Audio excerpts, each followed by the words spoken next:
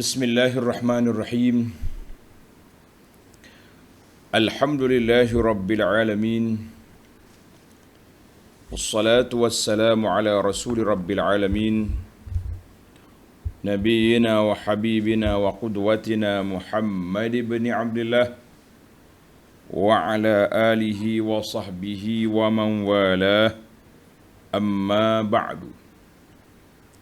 Muslimin dan muslimat, para penonton, para pelajar sekalian, Assalamualaikum warahmatullahi wabarakatuh. Alhamdulillah, kita panjatkan kesyukuran pada Allah Azza wa Jalla kerana dengan limpah kurnia Allah kita dapat meneruskan pengajian kita dalam tafsir surah Al-Ankabut. Surah Al-Ankabut. Surah Al-Ankabut ini surah yang ke-29. Surah yang ke-29, insya-Allah hari ini kita akan masuk ke juzuk yang ke-21. Juzuk yang ke-21, kalau tengok dalam tafsir pimpinan,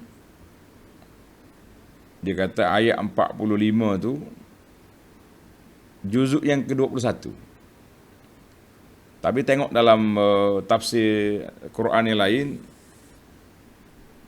juzuk 61 bermula di ayat 46. Khilaf sikit. Kalau tengok dalam siri lepas, anda kata esok kita akan masuk juzuk yang ke-21 berdasarkan pimpinan Ar-Rahman. Tak apalah, itu satu khilaf yang khilaf ataupun terkhilaf penulis mushaf ini, wallahu alam. Yang pentingnya insya-Allah kita akan masuk juzuk yang ke-21 dalam siri ini. Alhamdulillah, para jemaah sekalian, ayat kita bermula ayat 45. Ayat 45, bagi jemaah yang ada kitab tafsir pimpinan edisi Jawi, muka surat 857. Muka surat 857. Untuk perbincangan kita dalam siri ini, ana akan baca ayat 45, huraian kita sampai ke ayat 47. 45 sampai 47 cukuplah dengan masa yang ada ini, insya-Allah, supaya kita tidak ambil masa yang lama ataupun gopoh, orang panggil laju sangat huraian. Kita nak hurai cara tenang-tenang supaya kita dapat tadabbur dan dapat memahaminya dengan cara yang lebih orang panggil lebih baik, insya-Allah. Baik para pelajar sekalian, kita baca dulu ayat, kemudian kita pergi kepada perbincangan ataupun huraiannya. أعوذ بالله السميع العليم من الشيطان الرجيم أتل ما أوحي إليك من الكتاب وأقم الصلاة إن الصلاة تنهى عن الفحشاء والمنكر ولذكر الله أكبر والله يعلم ما تصنعون ولا تجادلوا أهل الكتاب إلا بالتي هي أحسن إلا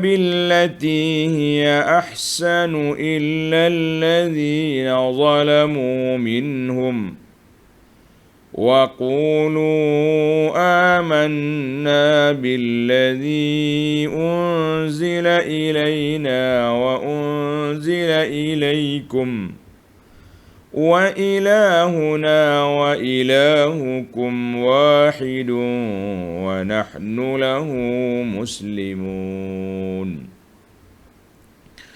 وكذلك أنزلنا إليك الكتاب فالذين آتيناهم الكتاب يؤمنون به ومن هؤلاء من يؤمن به وما يجحد بآياتنا إلا الكافرون.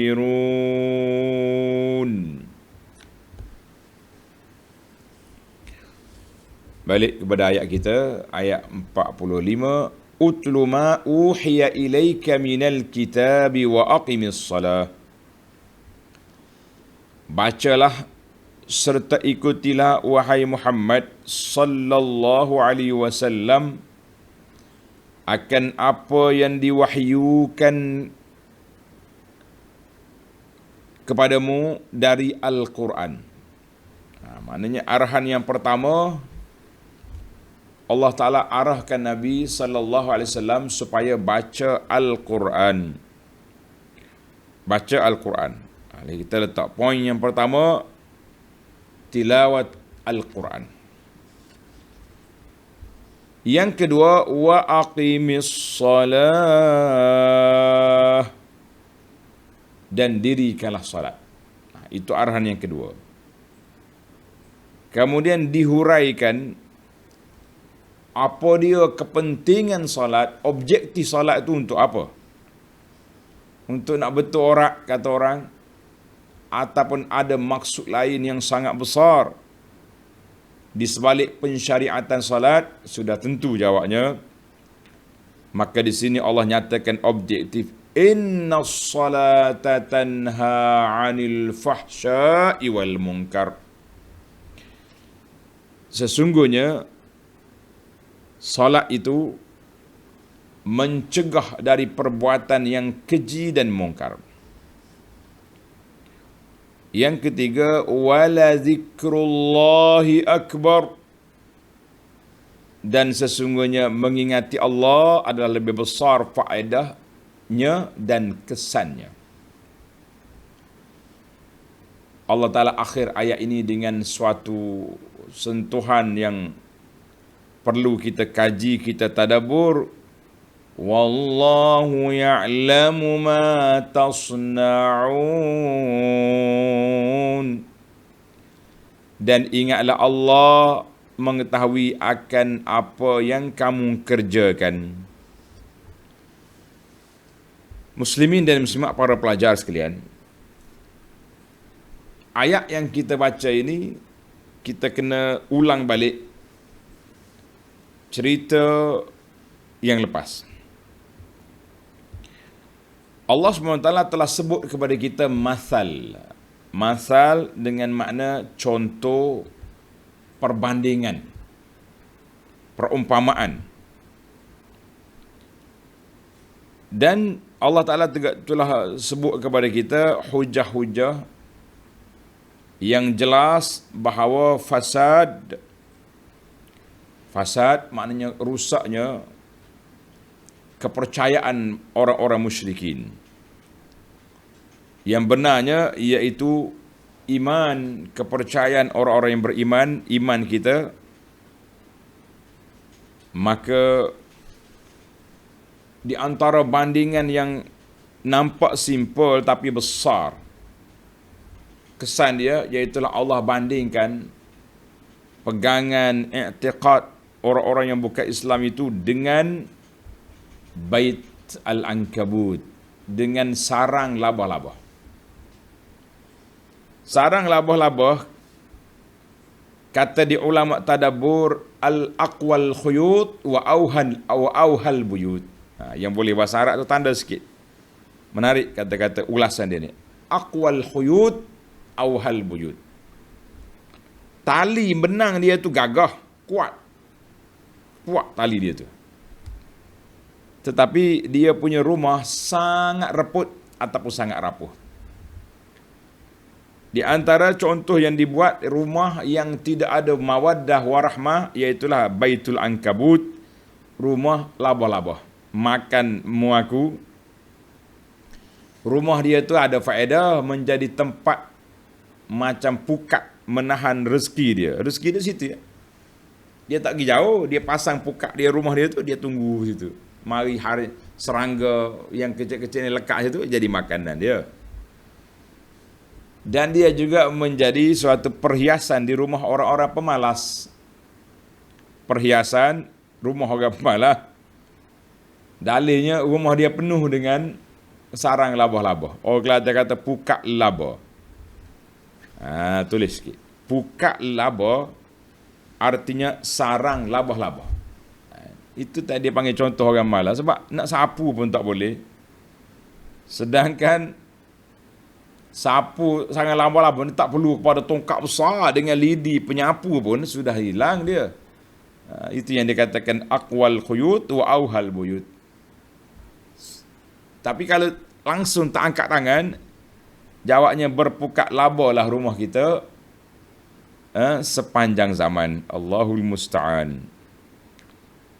Dan alhamdulillah kita telah juga teliti kajian para ulama semasa tentang sarang laba-laba.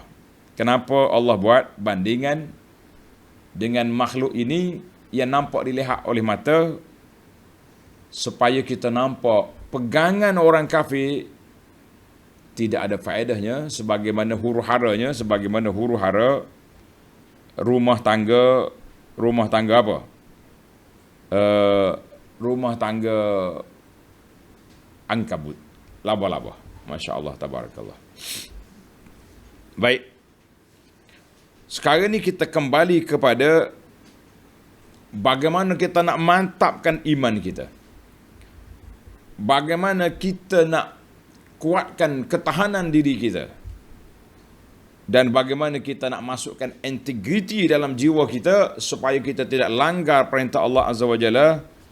Maka Allah Ta'ala letak kepada kita satu amalan, suatu syariat, dia panggil salat.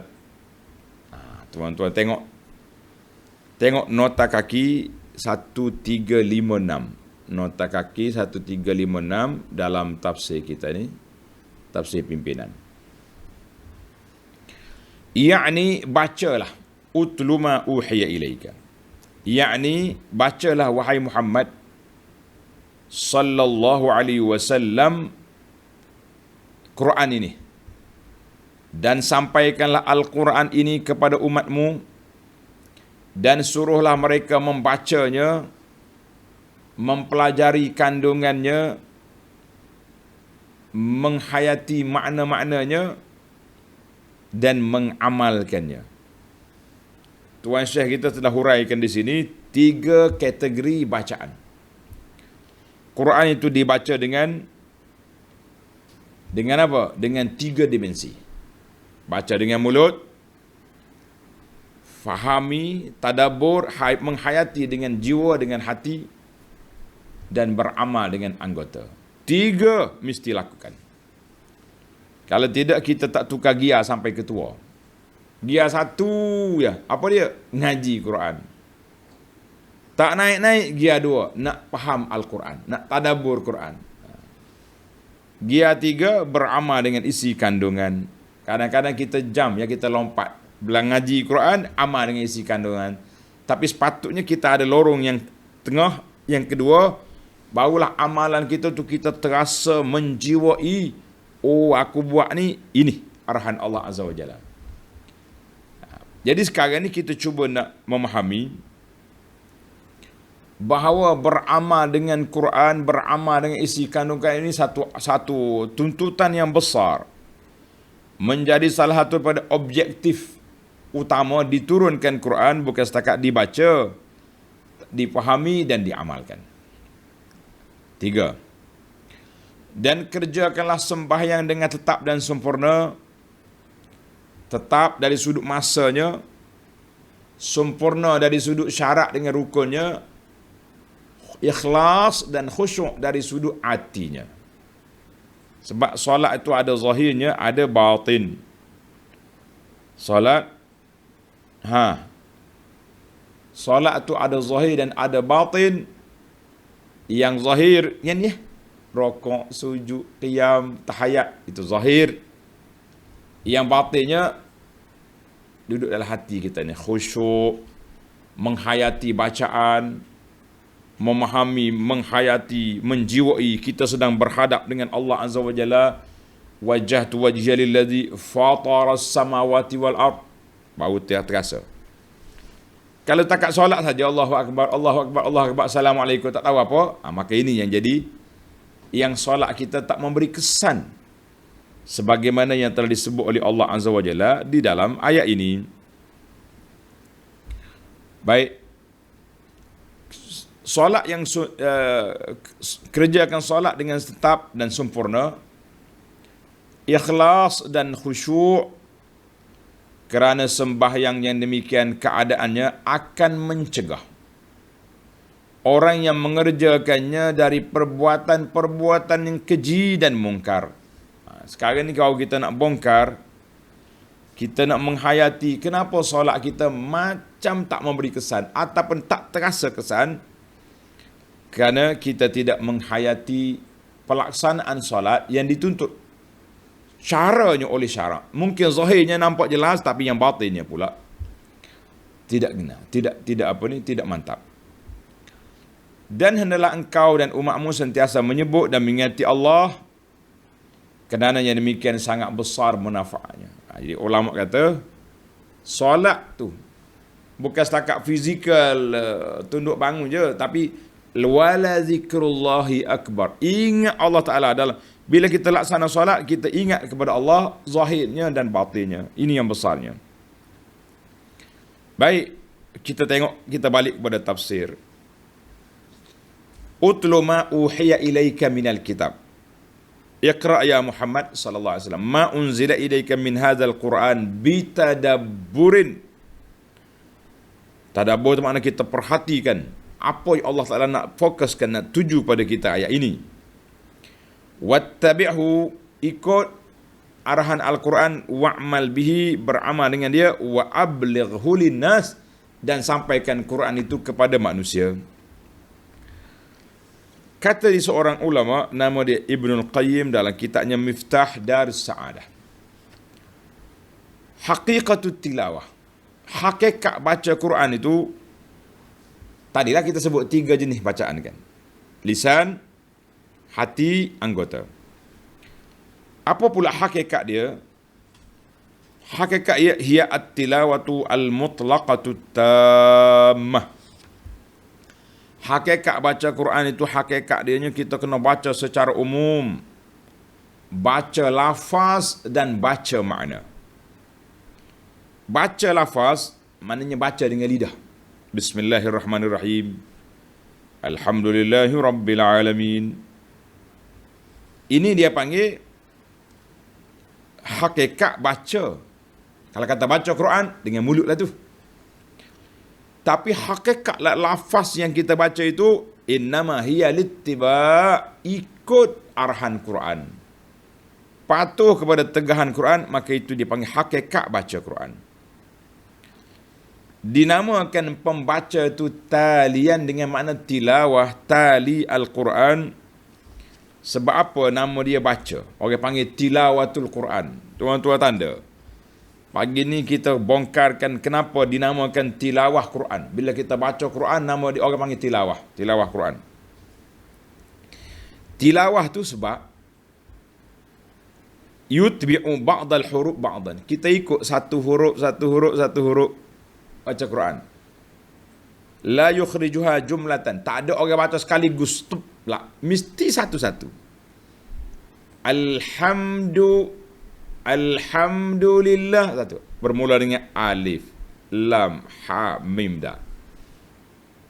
Itu memangnya. Kemudian susunan dia pula ikut ayat. Ayat 1, ayat 2. Orang tak baca waladdallin, malik yaumiddin, iya kan lah. Alhamdulillahi rabbil alamin sampai ke waladdallin. Itu tartib huruf. Kullaman qada harfun, setiap tamat satu huruf, satu kalimah diikuti dengan kalimah yang lain. Itu dia panggil tilawah, maknanya yatlu ba'daha ba'da.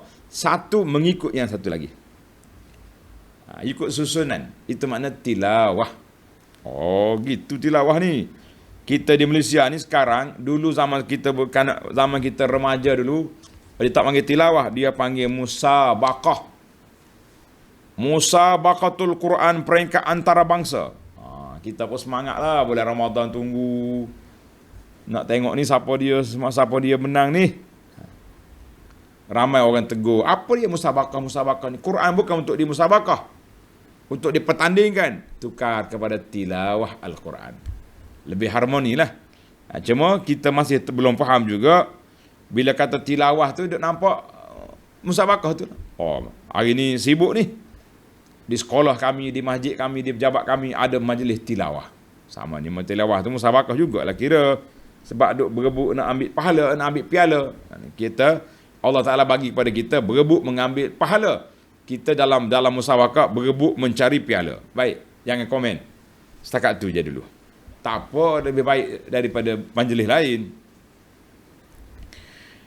Maka itu nama dia tilawah. Wa hadhihi tilawah wasilatun wa tariqatun. Tilawah itu satu alat. Cara nak sampai kepada maksud dia. Maksud yang sebenarnya apa dia? Maksud bacaan yang hakikinya iaitulah tilawatul ma'na wattiba'hu. Bacaan memahami makna, ikut arahan. Itu bacaan hakiki. Makna bacaan dengan mulut ini salah satu daripada wasilah. Cara nak menyampaikan kepada memahami Al-Quran dengan cara yang betul. Alhamdulillah. Bacaan makna. Tasdiqan bi khabarihi, membenarkan semua cerita yang Allah Ta'ala sampaikan. Wa'timar bi amrihi, mengikut semua arahan. Wantiha'u bi nahyihi, berhenti, tinggalkan semua larangan dia. Maka itulah yang dikatakan bacaan yang sempurna. Bacaan tilawah, lafzan wa ma'nan. Maka kita tahu, lafzan tu dengan hurufnya, dengan tajwidnya, dengan makhrajnya, lafzan. Maknanya, fahami isi kandungannya, tadabbur ayatnya, amal dengan dia. Alhamdulillah, mudah-mudahan kita termasuk di kalangan hamba Allah yang memberi hakikatut tilawah.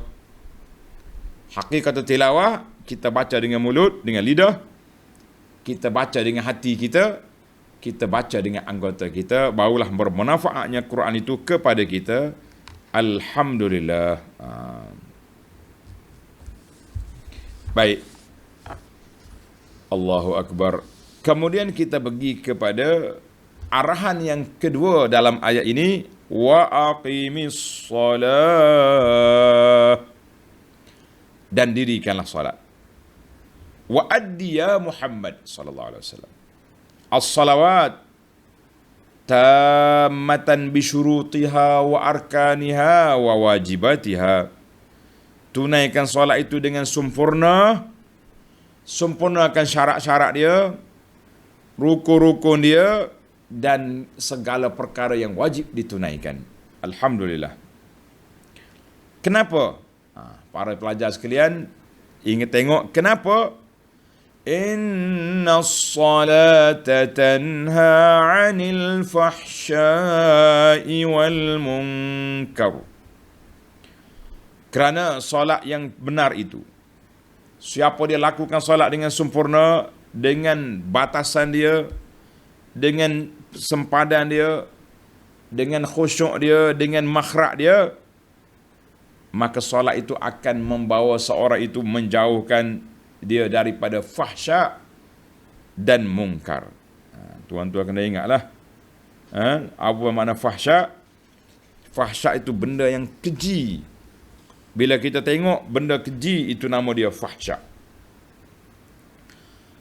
Kata di ulama tafsir kata, tuan-tuan nak tengok. Semua fahsya itu mungkar. Semua benda fahsya, benda keji itu mungkar. Tetapi kita nak memahami kenapa Allah sebut dua, fahsya, mungkar. Fahsya, mungkar. Sebab apa? Tengok dia punya huraian para ulama di sini. Kemudian kita tengok bagaimana mekanisme Quran itu, solat itu nak sekat orang daripada benda fahsyak dan mungkar. Fahsyak, al-fahsyak itu dia kata ma zahara qubhuhu li kulli ahadin. Setiap orang bila tengok benda ni, dia nampak jelek, keji, hina perbuatan itu. Wastafhashahu kullu dhi aqlin salim. Setiap orang yang akal dia sempurna, dia akan nampak buruk benda ni. Contoh, zina, liwat, rogol. Semua tu orang tahu dah. Oh, ni fahsyak. Orang yang punya akal yang sempurna, dia tengok benda ni, dia tahu keji. Wa annal munkara, benda mungkar pula, apa dia? Tanda pelajar, kita detailkan sikit. Ambil masa, mungkin perbincangan kita biar kita perhalusi. Ada pun benda mungkar, tastankirhul uqul wal fitar. Orang yang akalnya baik, fitrahnya salim, fitrah dia ni sempurna, dia tahu benda ni huduh, benda ni buruk, benda ni keji. Tapi kadang-kadang kita tidak perasan benda tu keji. Bila dimaklumkan, diberitahu, mungkar ni, dosa ni, berbeza dengan fahsyak. Fahsyak mungkin tanyalah orang baik ke orang tak baik, orang yang waras ke orang gila, tanya dia zina macam mana? Itu dia panggil fahsyak, tu benda keji yang melibatkan maruah diri, dikenali oleh semua orang. Berbeza dengan mungkar, ada yang faham, ada yang tak faham. Baik, saya balik ke Malaysia. Dia panggil istilah baru ni, kerajaan 9 ni, apa dia? Keluarga Malaysia dah. Keluarga Malaysia pula. Biarlah, buatlah istilah apa pun. Setiap orang tu ada istilah sendiri, orang panggil nak dia panggil supaya ada benda yang kita boleh bercakap. Kalau tidak, kau duk main apa ni? Duk main hak sama je. Mungkar di antara rasuah dengan riba. Rasuah dengan riba. Rasuah, jenayah. Kenapa jenayah? Sebab dia dikejar oleh SPRM. Zaman kita muda dulu, dia panggil BPR, Badan Pencegah Rasuah. Orang takut belaka. Riba? Alah, darurat. Kalau tak ambil riba kan tak boleh berniaga, nak buka kedai tak boleh, nak beli kereta tak boleh, tak boleh, banyak benda tak boleh. Jadi riba ni satu telah dinormalisasikan dalam kehidupan. Jadi biasa. Orang tak nampak dia mungkar. Tapi bila kita baca Quran, baca hadis, mungkar besar ni. Tengok. Gitu rupanya. Apa lagi yang kita nampak macam tak mungkar? Hari ni, pendedahan aurat. Wanita keluar rumah tak tutup aurat. Mungkar ke tak mungkar? Orang tak akan kata fahsyak. Sebab sudah dinormalisasikan, ramai orang tak tutup aurat. Bini Pak Haji pun pakai baju kelawar juga pergi pasar malam. Ustazah berkening luntun juga. Macam mana? Maka benda mungkar itu kena diberi penerangan, diberi penjelasan, baru nampak mungkar. Baru kita riba ni dosa. Ya, dosa. Rasuah dosa. Ya, dosa. Tutup aurat, dedah aurat, dosa. Itu berbeza. Tapi kalau tengok orang buat benda zina, semua kata. Itu dia panggil sedikit perbezaan yang ketara nampak di antara fahsyak wal munkar. Jadi para pelajar boleh faham, boleh tadabbur ayat ini. Kenapa Allah pisahkan di antara dua tu? Innas salata tanha 'anil fahsya'i wal munkar. Salat menghalang kita daripada fahsyak, benda keji, benda mungkar. Jadi benda mungkar ni ada kita nampak tak nampak. Karena itu ulama buat satu kaedah, la inkara fi masailil ijtihad. Tak boleh nak ingkar dalam masalah ijtihad. Sebab ulama ni kata haram, ada yang kata makruh, ada yang kata tak ada apa-apa. Cuma kita kena tengoklah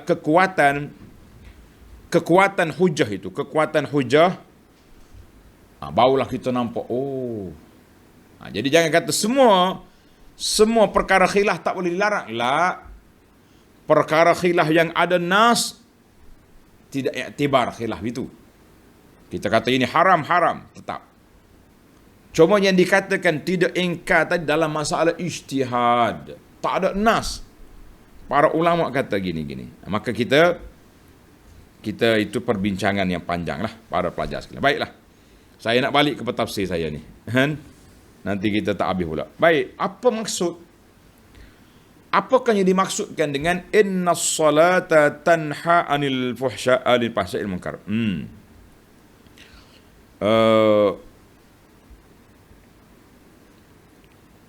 Kata di para ulama, qila, yang pertama dia kata tanha man kana fiha. Siapa dia solat, Allahu Akbar, maka solat itu menghalang dia daripada nak buat maksiat. Betul lah, orang dalam solat makan pergi tumbuk orang. Itu solat kanak-kanak, solat budak-budak. Kita kan di Malaysia ni, kita punya susunan saf ikut kita lah, mama Nabi sebut. Macam tu. Kita letak dewasa depan, kanak-kanak, baru wanita. Jadi bila kanak-kanak ni yang tidak matang duduk sama-sama dia, nampak lah. Duduk main sepak sambil duduk tu sujud tetap lagi kaki. Tendang orang. Tapi orang tua dewasa, bila kita solat Allahu Akbar, maka solat kita tu menghalang kita daripada mungkar dengan keji. Satu. Itu nampak nipis sangatlah kalau macam tu. Berapa minit yang kita solatnya.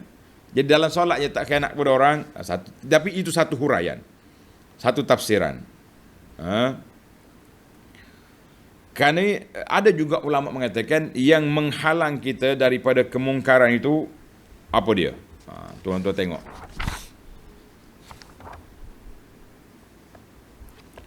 Ini penting untuk kita tadabbur.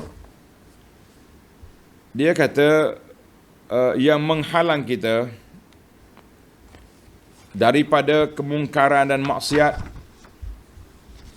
ada beberapa perkara. Tuan-tuan tanda.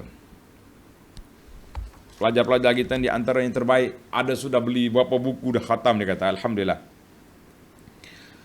Pertama, solat yang menghalang seorang itu daripada kemungkaran, iaitulah orang yang mendirikan solat dengan sempurna.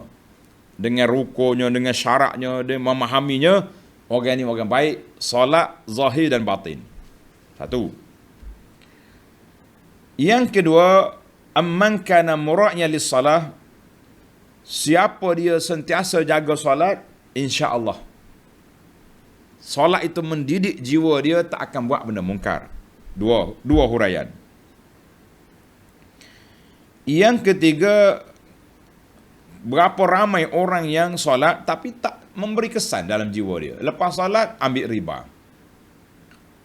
Lepas solat janji tu. Bos, lepas solat di tangga masjid nak bagi risuah. Boleh juga. Nak kata apa? Masya Allah. Maknanya sebab apa dia kata solat itu dia hanya satu acara saja. Bagi dia solat itu acara. Habis acara solat Jumaat ni kita jumpa dekat parking kereta, saya nak bagi sampul. Masya Allah. Ini kita bimbang hari ni. Kita bimbang. Jadi maksud dia yang keempat ni macam tadilah. Huraian yang pertama tadi dia kata bila kita solat kita tak kena pada orang. Tak solat tak kena pada orang. Tapi yang kuat sekali iaitulah siapa dia melakukan solat yang dengan solat yang khusyuknya, dengan ingat kepada Allah Azza wa Jalla dalam amalan dia, dalam perbuatan dia, orang inilah, solat inilah yang menghalang manusia daripada mungkar dan maksiat. Tuan-tuan dan puan-puan, para pelajar sekalian, kita kena ingat balik peristiwa Isra' dan Mi'raj. Isra' dan Mi'raj. Mula-mula Nabi terima solat berapa waktu? 50 waktu. Solat Nabi terima 50 waktu. Kemudian diminta kurang dengan nasihat daripada Sayyidina Musa sebagai penasihat orang yang berpengalaman menguruskan Bani Israel yang nakal, maka dikurang sampai 5. Cukup 5, Allah kata apa? Tak boleh kurang lagi lah. Telah digazetkan bahawa solat ni 5. Baik para pelajar sekalian. Pernah tak kira? Buka kalkulator. Satu hari satu malam 60 minit kali 24 jam, kita ada 1440 minit. Saya tak suruh tuan-tuan kira lah, payah lama masa. Kira terus. 1440 minit dibahagi dengan 50 waktu, berapa minit satu waktu solat? Cepat bagi jawapan sekarang, nak tengok. Jawab dia 28 minit ada satu solat.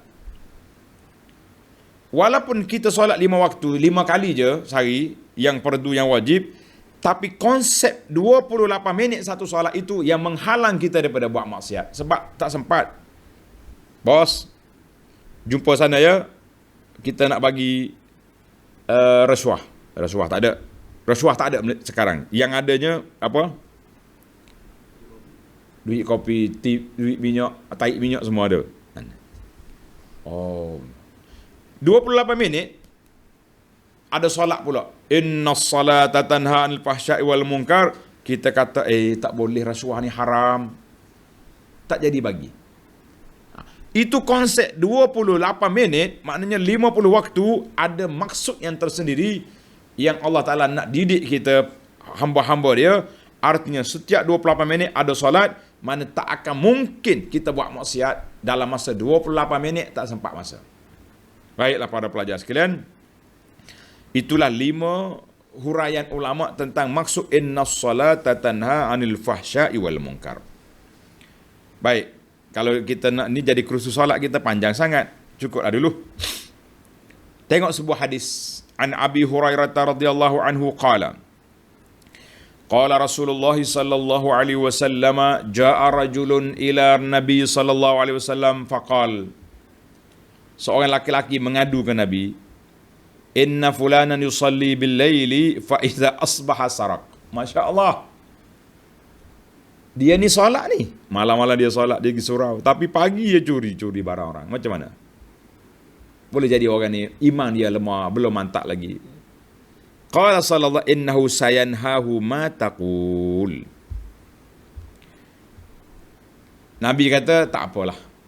Apa yang kamu kata tadi, dia solat, insya-Allah solat itu akan menghalang dia, mengubah hidup dia daripada mencuri kepada jadi orang baik.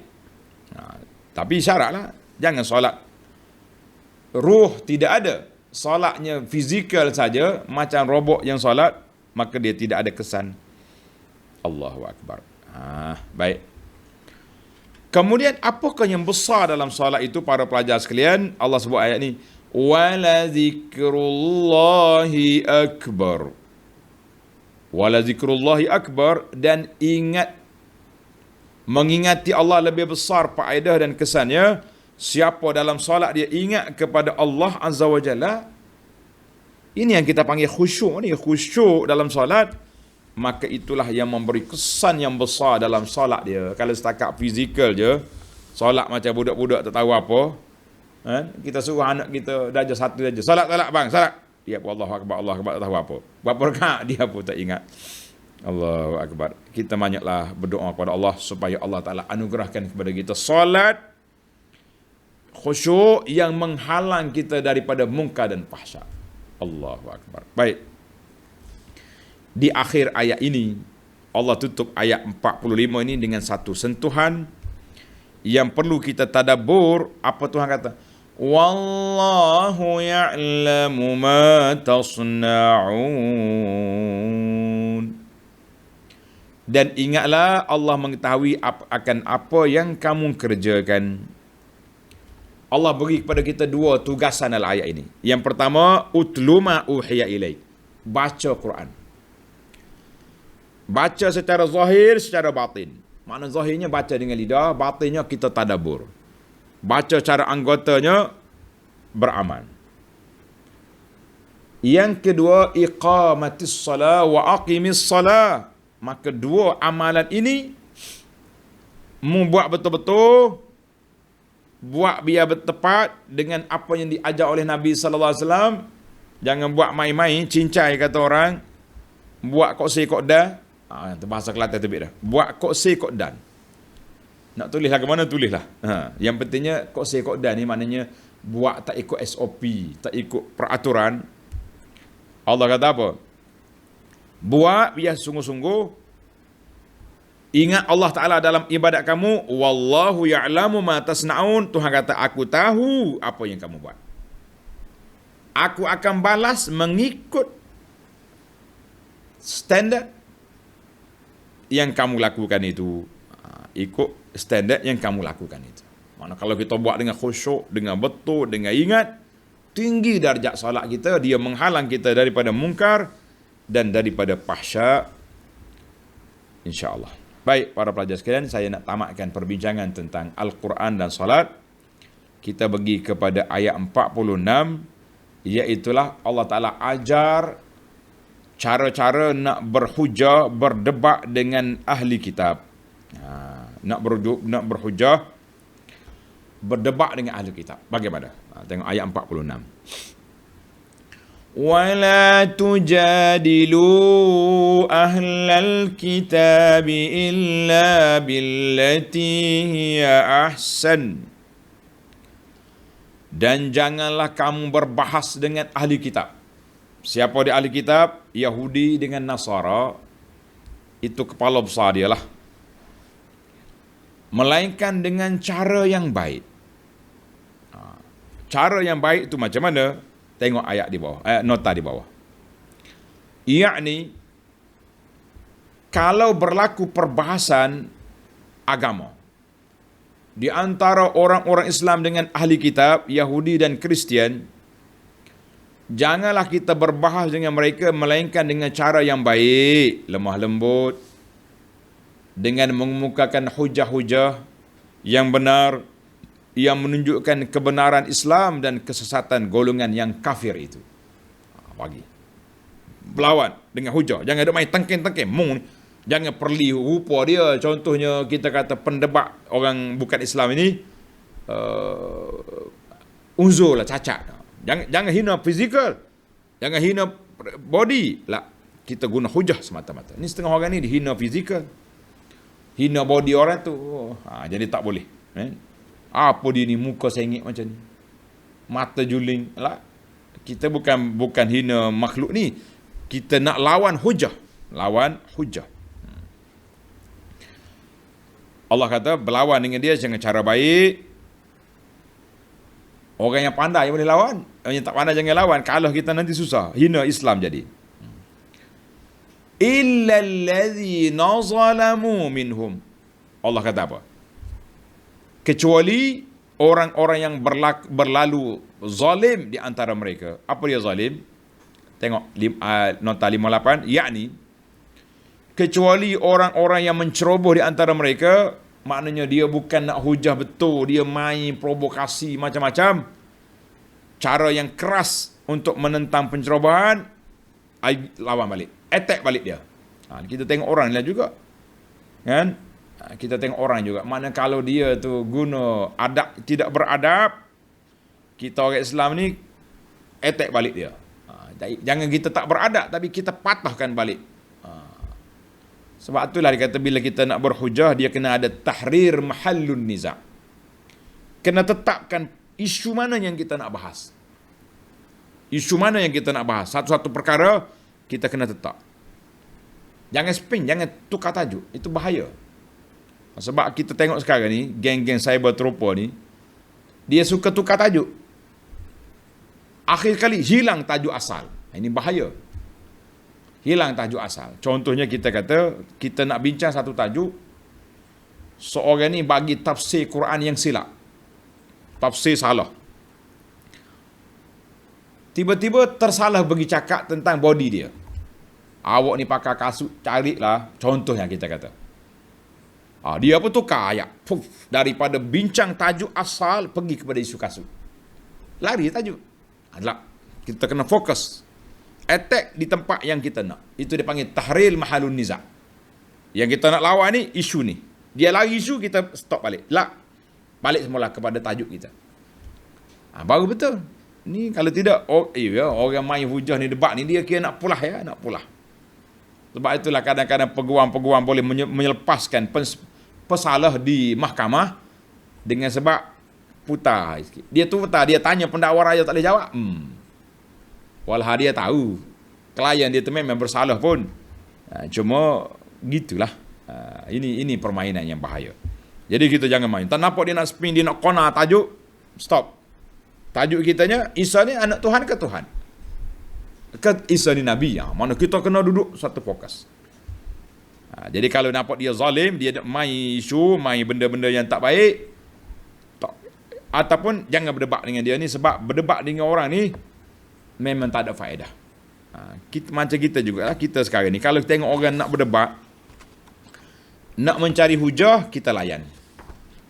Tapi kalau debat kerana nak hina kita, nak main-main dengan kita, jangan pergi. Dia ada dua. Setengah orang ni masalahnya dia selalu keputusan awal dia buat ada, dia yang betulnya orang lain tu salah, itu jugalah. Jangan main. Baik. Bagaimana uslub berdebat dengan orang ahlul kitab? Allah ajar di sini. Tengok dalam ayat. Yang pertama. Wa qulu amanna billadhi unzila ilayna wa unzila ilaykum. Dan katakan kepada mereka, maksudnya semasa berbahas dengan mereka, tengok nota di bawah tu. Katakan kepada mereka, kami beriman kepada Al-Quran yang diturunkan kepada kami dan kepada Taurat dan Injil yang diturunkan kepada Isa dengan Musa. Bukan Taurat di tanganmu. Itu kamu sudah ubah. Aku tak mahu yang itu. Kita nak beriman dengan ori. Kita balik kepada pangkal asal. Dan Tuhan kami, baik, itu satu. Wa ilahuna wa ilahukum wahid. Ingat, Tuhan kami dan Tuhan kamu satu je, Allah. Sebab ahlul kitab dia percaya kitab tu mari daripada Allah, Taurat daripada Allah kepada Musa, Injil daripada Allah kepada Isa. Tiba-tiba kenapa kamu putar belik? Kalau kamu dia beriman, mari sini. Tajuk kitanya tentang tauhid. Kita fokus ke tauhid. Ketulinan kitab yang ada di tangan mereka, fokuskan tajuk. Jangan duk pergi melilau sana sini, jangan. Wa nahnu lahu muslimun, dan nyatakan pendirian kita dan kepadanya lah kami patuh dan berserah diri. Tengok nota panjang di bawah 1359. Maksudnya semasa berbahas dengan mereka dengan menggunakan cara yang lemah lembut itu, katakanlah kepada mereka, kami beriman kepada Al-Quran yang diturunkan kepada kami dan kepada kitab-kitab Taurat dan Injil yang diturunkan kepada kamu. Kita beriman kepada kitab yang diturunkan, yang asli. Yakni kitab-kitab Taurat dan Injil yang asal, bukan yang ada di tangan orang-orang Yahudi dan Kristian pada hari ini, yang telah diubah dan ditukar ganti oleh pendeta-pendetanya menurut hawa nafsunya, sebagaimana yang didedahkan rahsianya oleh Allah dalam Al-Quran, dalam ayat 42, 79 dan 140 dalam surah Al-Baqarah. Dan ayat 46 surah An-Nisa, dan juga ayat 15 dan 41 surah Al-Ma'idah. Mana kalau kita nak main ahli kitab, kita kena hadam ni ayat-ayat yang disebut ni dulu. Berlawan. Baiklah para jemaah sekalian, jelaslah kepada kita tentang cara-cara kita nak berlawan dengan ahli kitab. Jadi kita kena letak kitab kita yang Allah Ta'ala turun. Allah Tuhan kita sama, satu je Tuhan. Yang mu kata tiga ke berapa, tak berlaku. Baik. Kita pergi kepada hujah yang kedua. Hujah yang kedua, maknanya kalau orang yang pendebat dia tu tidak nak mencari kebenaran, stop, tak usah lawan. Tak ada faedah. Hujah yang kedua, tengok ayat 47. InsyaAllah ini ayat yang terakhir untuk siri ni. وَكَذَلِكَ أَنزَلْنَا إِلَيْكَ الْكِتَابَ. Dan sebagaimana kami telah menurunkan kitab-kitab agama kepada rasul-rasul yang telah lalu, demikianlah kami turunkan kepada wahai Muhammad sallallahu alaihi wasallam kitab Al-Quran ini. Aku turun Quran ini. فَالَّذِينَ آتَيْنَاهُمُ الْكِتَابَ يُؤْمِنُونَ بِهِ. Maka orang-orang yang kami berikan kitab Taurat dan Injil ada yang beriman kepada Al-Quran. Alhamdulillah. وَمِنْ هَؤُلَاءِ مَنْ يُؤْمِنُ بِهِ. Dan juga sebahagian daripada orang-orang Mekah, keturunan Nabi Quraisy ini juga beriman kepada Al-Quran. وَمَا يَجْحَدُ بِآيَاتِنَا إِلَّا الْكَافِرُونَ. Dan tiadalah yang mengingkari ayat-ayat keterangan kami, melainkan orang-orang yang berdegil dalam kekufurannya. Na'udzubillah. Jadi para pelajar sekalian, dalam ayat ini Allah Ta'ala ajar kepada kita, wa kadzalika, sebagaimana kita beriman dengan kitab yang lalu, kita beriman dengan kitab Al-Quran. Jangan ambil separuh je, jangan. Taurat iman, Quran tak boleh. Dan ada di kalangan ahli kitab yang beriman. Alhamdulillah, tengok nota di bawah. Siapa dia? Yakni ada di antara orang-orang Yahudi dan Kristian yang jujur serta mengakui kebenaran, telah beriman kepada Al-Quran lalu memeluk Islam. Hal ini telah berlaku semenjak zaman Nabi sallallahu alaihi wasallam. Zaman Nabi itu sudah ada dah. Ada siapa? Orang-orang yang sudah beriman. Di antara nama-nama yang disebut siapa? Siapa dia? Abdullah bin Salam, Salman Al-Farisi. Kemudian Quran dipercayai, diimani oleh puak-puak Arab sendiri. Bermula dengan Sayyidina Abu Bakar, Umar, Osman, Hamzah, jadi yang masuk. Alhamdulillah. Allahu Akbar. Baiklah para pelajar sekalian. Jadi ada di kalangan ahli kitab yang beriman, dan ada di kalangan mereka yang lawan terus. Ada di kalangan Arab yang beriman, ada di kalangan Arab yang terus dengan syirik mereka. Wal'iyazu billah. Maka Allah kata tidak ada orang yang lawan hujah kita ini setelah diberi hujah, diberi kepahaman dengan mantap dan jitu, lawan juga, kafirlah orang tu. Habis cerita. Orang kafir ni kalau kita nak lawan dia pagi sampai gelap, pagi sampai gelap pun, kalau dia tak beriman, tak berimanlah mereka. Allahul musta'an. Kita minta pertolongan Allah untuk memahami Al-Quran, untuk beramal dengan isi kandungan Quran. Allahumma ja'alil Qur'an rabi'a qulubina. Kan dalam doa Nabi, ya Allah jadikan Quran itu musim bunga dalam jiwa kita. Maknanya tenang, happy, suka dengan Quran. Menghilangkan segala duka cita, segala serabut perut, segala stres dengan Quran. Ini panjanglah doa tu, insya-Allah. Baik, kita pergi kepada kesimpulan faedah yang dapat kita kutip dari ayat 45, 46 dan 47 ini. Yang pertama, tuan-tuan tanda, yang pertama, innas salata tanha 'anil fahsya'i wal munkar. Fungsi salat yang besar menghalang seorang manusia daripada perbuatan fahsyak dan munkar. Fahsyak tu keji dah, kita dah faham tadi kan. Fahsyak tu benda yang keji, yang jelas dengan mata, kepala, dan munkar juga ada yang jelas, ada yang tak jelas. Tapi setelah diberi penjelasan oleh para ulama, nampaklah dia munkar. Yang kedua, Allah SWT sebut kepada kita dalam masalah ini, wa aqimis salah. dirikan solat. Ayat ini dituju kepada Nabi. Kenapa diarah Nabi? Nabi memang buat solat pun. Jawab dia, taujihul khitab. Dia tuju kepada Nabi tapi untuk ummah. Begitulah setiap ayat yang dituju kepada Nabi SAW, maka dia kepada umat dia, kecuali ayat khas. Allah kata khassatan laka min dul minin, maka barulah jadi ayat itu untuk Nabi saja. Alhamdulillah. Yang ketiga, inna salata tanha. Salat menghalang. At-ta'biru bin nahyi, Allah Ta'ala sebut menghalang. Tanha, menyekat. Lebih besar daripada bil man'i, menegah. Sebab al-mani' qad la yakunu muhazziran. Kalau kata tak boleh ni, stop, tak lagi. Tapi kalau kata kita tanha, menyekat, maka orang itu sudah diberi peringatan, sudah diberi amaran lebih kuat daripada kita sekat semata-mata. Contohnya, jalan ni ditutup. Tutup. No entry. Kenapa?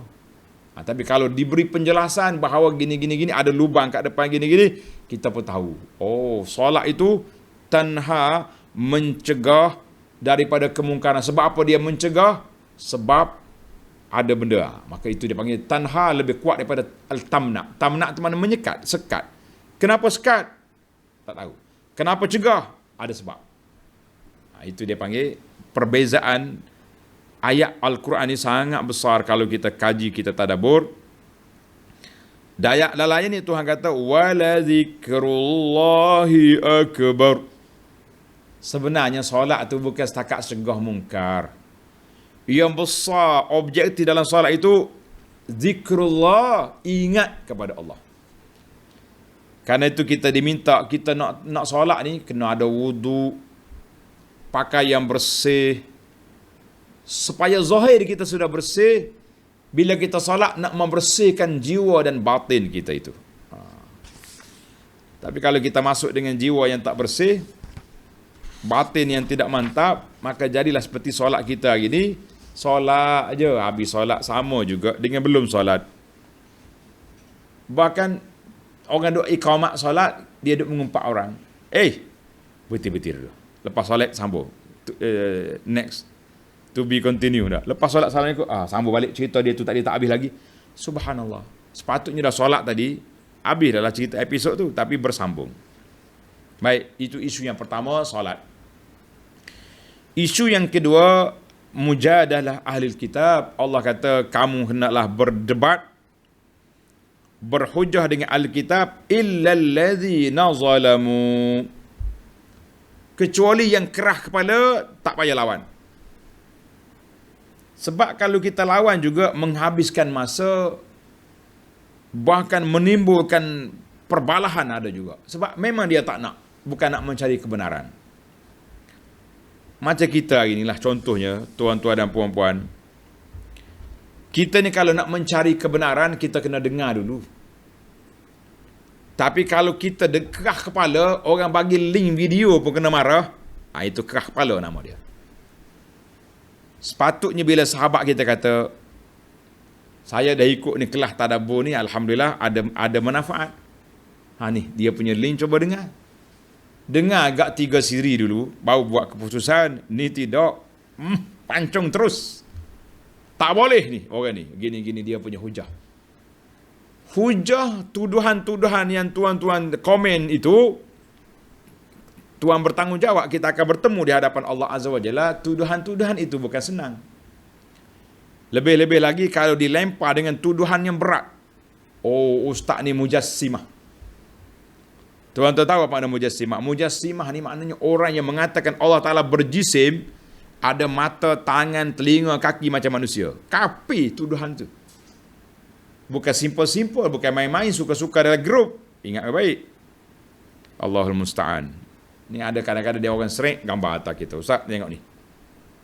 Kita kata tak apa. Dia berani jumpa depan Allah Azza wa Jalla di atas dunia selamat. Baik, mana orang yang kerah kepala, tak selawan. Kita berhujah dengan orang yang nak dengar. Orang nak dengar, buka minda, buka telinga, tafadhal.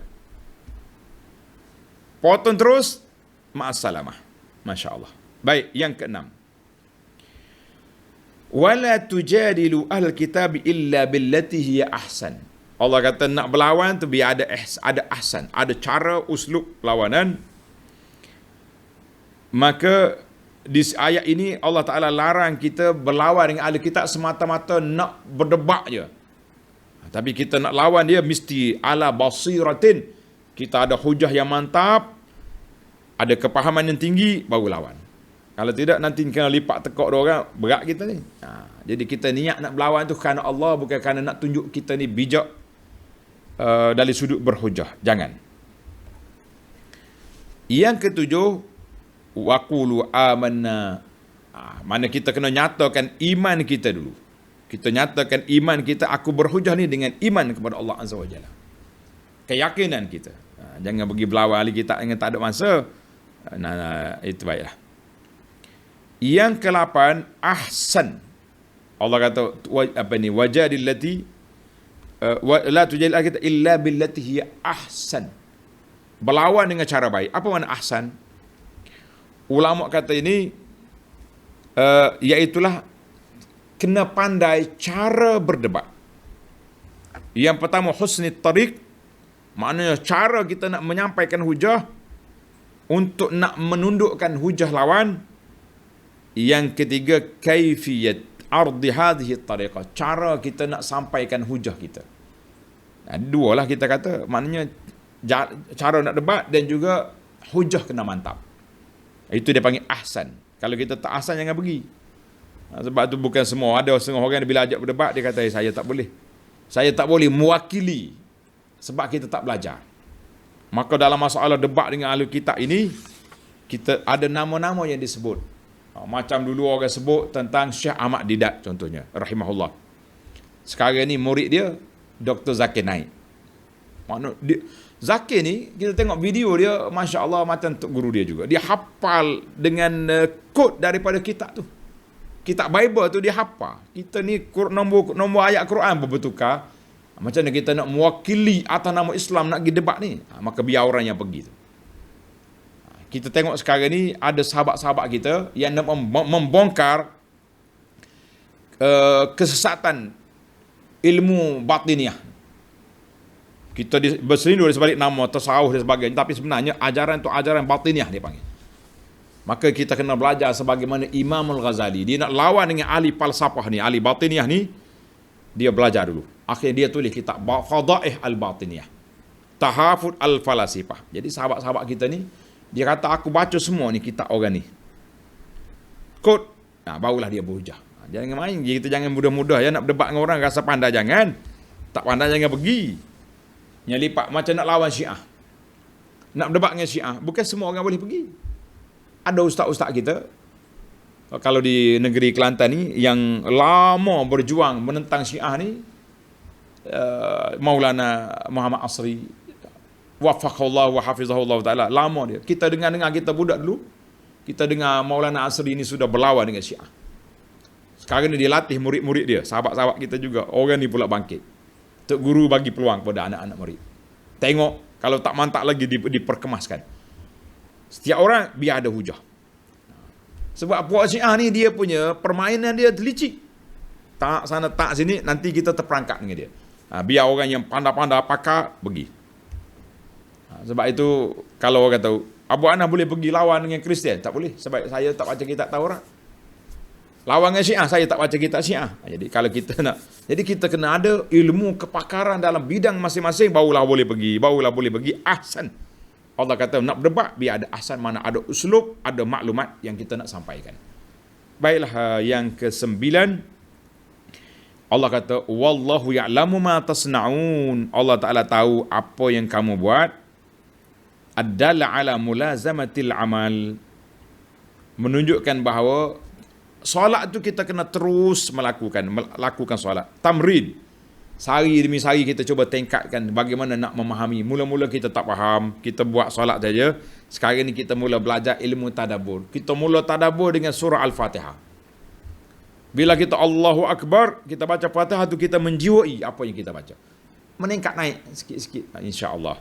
Kan? Allah Taala tahu apa yang kamu lakukan. Bila kita tahu, Allah Taala tahu, kita kena usahalah untuk membaik pulih, untuk tambahkan nilai tambah ataupun dia panggil apa ni, meningkat naik kita punya cara solat kita tu, insya-Allah biarlah sehari demi sehari bertambah baik, bertambah harmoni, baru kita dapat. Yang terakhir Allah kata apa? Wa ma yajhadu bi ayatina illal kafirun. Al-Quran sudah diberi, sunnah Nabi sudah disampaikan, mereka masih lagi degil, maka itu orang kafir lah tu. Tak mau dah dia. Jadi ahli kitab ke ahli apa? Jadilah dia. Na'udzubillah min ghadabillah. Kita minta berlindung Allah Ta'ala daripada kemurkaan Allah Azza wa Jalla. Baiklah para pelajar sekalian, cukup setakat itu dulu. InsyaAllah kita akan tambah hujah yang seterusnya dalam ayat yang ke-48. Subhanakallahumma wa bihamdika asyhadu an la ilaha illa anta astaghfiruka wa atubu ilaik. Wa sallallahu ala nabiyyina Muhammad wa ala alihi wa sahbihi ajma'in. Walhamdulillahi rabbil alamin. Wassalamu alaikum warahmatullahi wabarakatuh.